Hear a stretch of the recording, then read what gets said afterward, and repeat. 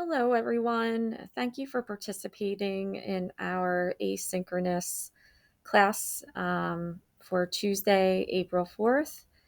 I hope you have all a wonderful Easter break and a healthy holiday for this weekend. I am going to walk through our plans for tonight. But I also want to preface that anything that is presented tonight, I do would like if for you to try your best to complete it tonight, as if we were in person and everything would have been completed in class.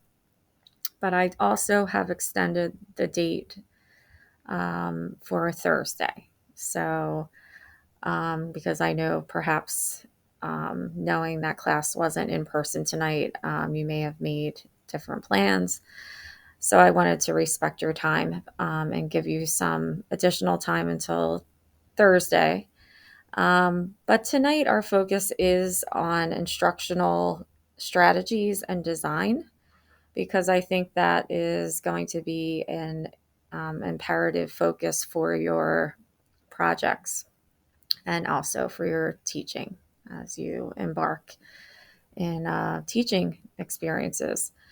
So I will, just as if we were together in person, I'm going to just review our abbreviated agenda. So we will have our inclusive warm up and greeting. What your KW stands for is for what you know and what you want to know. So questions you have. So you will find on your Canvas under Module 4, there will be a link to a Jam board. It will look like this.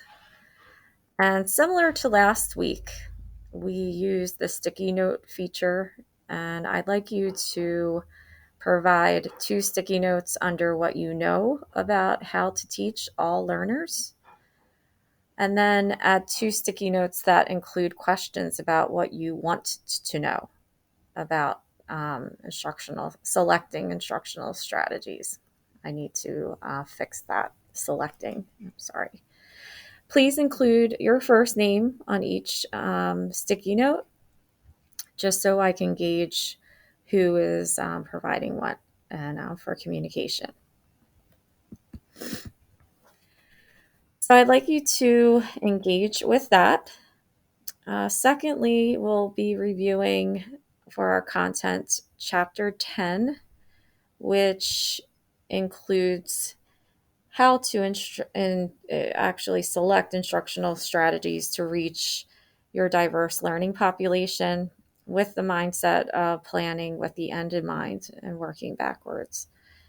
So I think this chapter is highly valuable as you move ahead. After that, I would like you to very much use that information and transfer it into an authentic experience. So, what I'd like for us to do is to review 2 learning activity choices, and I will review that so I can allow you to review, select what you would like to respond to, and then on your Canvas as well, similar to the Jamboard, you will find a Google slide deck, which includes a slide for each of you. I have your name listed at the top, and then it is editable, so you will be able to make it your own. You can type into the text box, and you can also make it so you can show what you learned from that activity. So I'd like to highlight their quote: be somebody who makes everybody feel like a somebody. So each time we meet, I do find it important to highlight what's grounding our coursework, which is the universal design for learning. This includes primary networks, principles, and guidelines. So tonight, you can view tonight as looking at how we could provide strategic learning for our kids. So really touching that frontal lobe of how to, the metacognitive piece, and really honoring that. But also what we can do as teachers to really throw that net out to all of our kids and pull in and address multiple learning styles, but really thinking what will be beneficial for all learners, including those with potential high incidence disabilities and low incidence disabilities. So if you haven't done so yet, as I touched on reviewing our agenda, if you can head to your Canvas and take your time to really reflect on what you know about how to teach all learners. So thinking about what could you do to design lessons. You can include what you've learned so far through this course material, or you could include previous coursework. And then on the right side, if you can, of course, add 2 sticky notes that include questions of your inquiry about what you want to know about selecting instructional strategies. As I mentioned earlier, please include your first name on each sticky note. It's important for me to include what you took time with, and I very much value this infographic exercise and the collaborative exercise around it, in which you analyzed our course description and generated infographics. Again, tonight we are highlighting more of the UDL component. You can see that in the flower on the left. We're also taking a peek at academic standards. At times, we can look at standards and use those as our focal point to build around our UDL lesson planning. Also, on your infographic on your right, you carefully describe differentiation, the philosophical approach of universal design for learning, and collaboration. These 2 are remarkable. As always, I often highlight to remember that the child is the center of what we do and how we plan and adapt. So before I highlight your learning activities, we are going to take a look at Chapter 10. So what we'll do is launch into the different stages of learning in strategy selection. So if you were teaching a strategy on how to multiply, for instance, you would have an entry-level acquisition and consider that. What is the entry level of our students heading into a learning experience? That's what you would ask yourself. This also touches on the developmental stages of students. Proficiency is the efficiency and the effectiveness of the strategy and how seamless they can transfer the strategy. The maintenance piece, of course, is how they can really move that into long-term memory and how they can continue to use a strategy. And then also using that strategy not only in an isolated situation, but how they can generalize. And you've heard me say time after time that transfer of learning is an important step. And then, of course, the application in real world situations. So this leads into using curricular design principles. And I like how it's noted as begin with the big ideas. So I was fortunate enough to be with you last semester when you were looking at your author study, and some of you selected more of a thematic approach, like a big idea, such as confidence or um, making sure that you have diversity or using the alphabetical principles. So, really thinking about where you want your kids to head into and what you want them, the end product will be. First and foremost, we've touched on this many times, is to activate your prior knowledge. So, this not only can be um, assessed through a graphic organizer such as a KWL chart, but we know an anticipatory guide would be helpful. Surveying, just turning and talking, having opportunities for discussion, making sure that you have multiple means of data, having journal reflections and reading those. So there are multiple ways to activate and assess their schematic backgrounds. Again, another principle in strategy selection is integrating learning goals. As a teacher, I have found this as very beneficial, just looking at the overall and encompassing learning goal. And then what comes under that is your strategic integration. Really, how am I going to reach the goal? That's the ongoing question.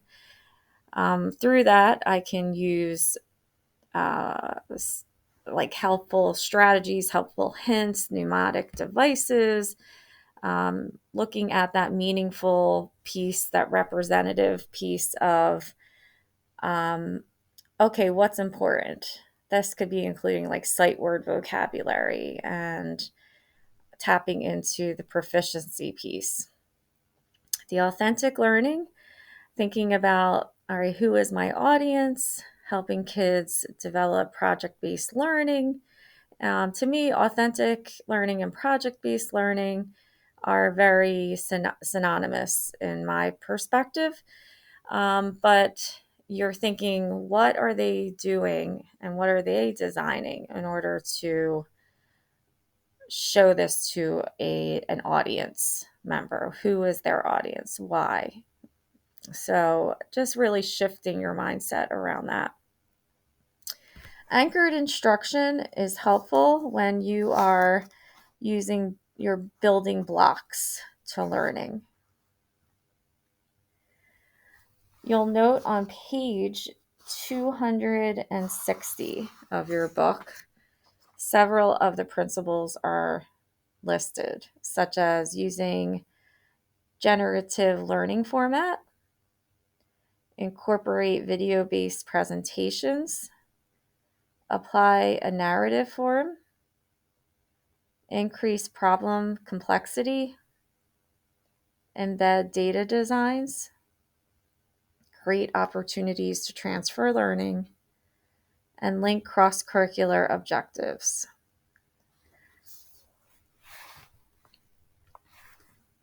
Class Portal, often, as you know, could be served through Google Classroom platforms, Canvas platforms, but Class Act Portal provides WebQuest. So I would encourage you to really dig into WebQuest. I've used them to provide enrichment for those kids who are self-regulated and at a certain level where they require less guidance in order to navigate learning. WebQuest could provide that, where they need to answer higher level questions around complex issues through online navigation. Problem-based learning, of course, is also a way to really tap into authentic learning. using authentic examples like math problems. Okay, we're learning multiplication, but how is it used? What problems can we solve in relation to that? Conspicuous strategies, like very explicit, are often helpful. And they're step by step. And each one, I would highly suggest having interactive modeling. What do each of these look like and sound like? How do we practice this? These, to me, in my viewpoint, could not be all the components successfully delivered all in one sitting. So Socratic questioning could be used during debating, literature responses, math. You can really use these for all content areas. And I would suggest maybe choosing one and really exploring that further. I appreciate this graphic where, as I'm thinking and I'm presenting to you, your mind is always shifting in these directions. And I thought this really captured what is happening when you're designing learning experiences. So, content enhancement routines, memory tricks, organizational strategies, motivational techniques, questioning strategies, social and behavior interventions. These are all, I would say, what would be the habits of mind of a teacher in universal design for learning. You're constantly reflecting and reshaping your instruction. So the scaffolding piece, okay, so using the example of teaching multiplication, task analysis is breaking it down step by step and building upon how to get to the ultimate piece of the goal of multiplying two-digit numbers. The purposeful cumulative review, I like this because it provides alternatives, such as the judicious review, like a panel, spaced repetitions, response cards, and classroom response systems. So having these implemented as alternative measures of monitoring learning and assessing learning will further enrich the learning experiences. I'm going to just touch on again these pieces. If you have gifted and talented students in your classrooms, here are other options for you.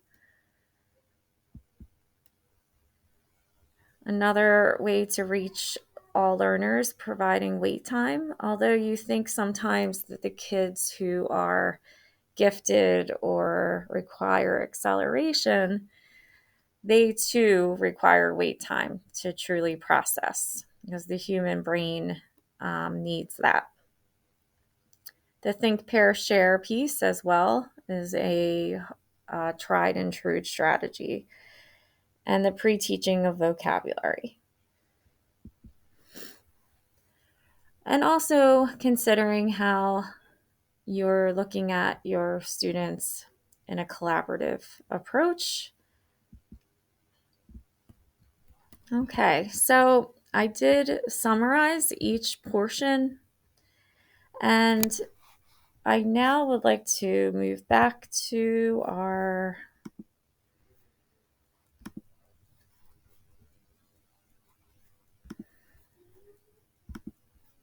learning activity choices. So chapter 10 will help you with expanding upon some of the topics that I just shared with you. So from here, I'd like for you to look at each learning activity choice and select one. And then I'll show you how you're going to provide your response. And again, this is a means to exchange our learning with each other. So learning activity choice number 1, you have been asked to present to your grade level a short overview of interventions in teaching mild autism, or how to teach students with mild autism in a general education classroom. At least one team member serves a student who has difficulty following rules and procedures.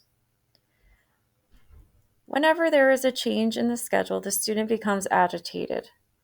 His language is sometimes inappropriate, and he has difficulty interacting with his peers, and this does happen. Although he reads and writes just below grade level, he finds the task of writing physically fatiguing. Comprehending what is read and solving math word problems are difficult for him. The student prefers a visual, nonverbal learning style. What kinds of instructional practices and related techniques might you suggest? List 5 or more.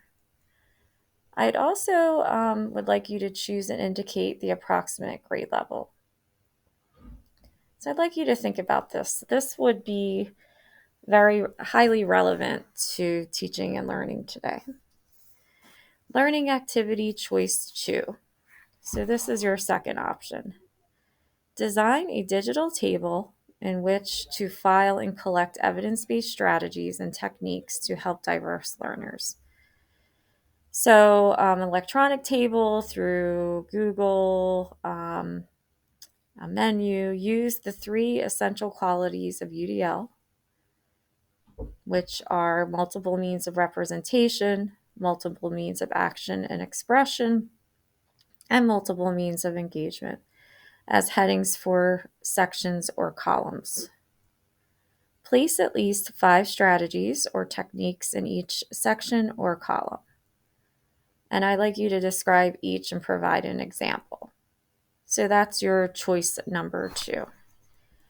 So when you go to your Canvas, you will see